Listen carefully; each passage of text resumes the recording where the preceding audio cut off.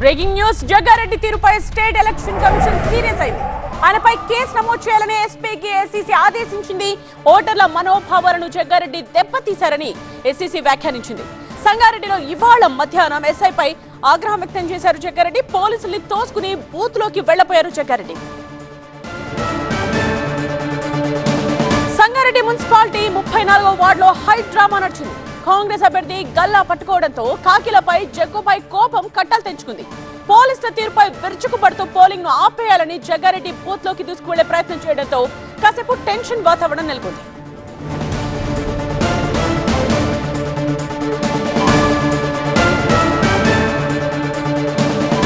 జగ్గారెడ్డి తీరుపై state election commission serious అయింది. ఆయనపై కేసు నమోదు చేయాలని ఎస్పీ కేసీసీ ఆదేశించింది. ఓటర్ల మనోభావాలను జగ్గారెడ్డి దెబ్బతీశారని ఎస్సీసీ వ్యాఖ్యానించింది. సంగారెడ్డిలో ఇవాళ మధ్యాహ్నం జరిగిన సీన్ ని మనం చూస్తూ ఉన్న దృశ్యాల్లో పోలీసులపై ఆగ్రహం వ్యక్తం చేశారు జగ్గారెడ్డి. పోలీసుల్ని తోసుకుని బూత్ లోకి వెళ్లపోయారు జగ్గారెడ్డి. సంగారెడ్డి మున్సిపాలిటీ 34వ వార్డులో జరిగిన హై డ్రామా ఇది.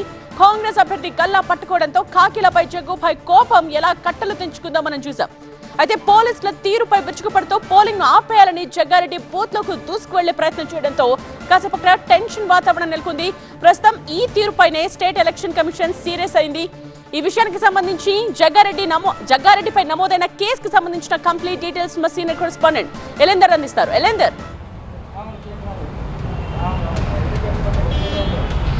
రైట్. ఏదైతే ఈరోజు ఎలక్షన్ నేపథ్యంలో సంగారెడ్డిలో జరిగినటువంటి కొంత ఉద్రిక్తత పరిస్థితుల నేపథ్యంలో కాంగ్రెస్ నేత జగ్గారెడ్డి పైన కేసు చేసినటువంటి తీరు పైన ఎలక్షన్ కమిషన్ సీరియస్ అయింది. దానికి సంబంధించి సుమోటోగా కేసు నమోదు చేసి ఆ అప్డేట్ని ఎన్నికల కమిషన్కి రిపోర్ట్ ఇవ్వాలని చెప్పి జిల్లా ఎస్పీకి ఎన్నికల కమిషన్ నుంచి ఆదేశాలు వెళ్ళాయి.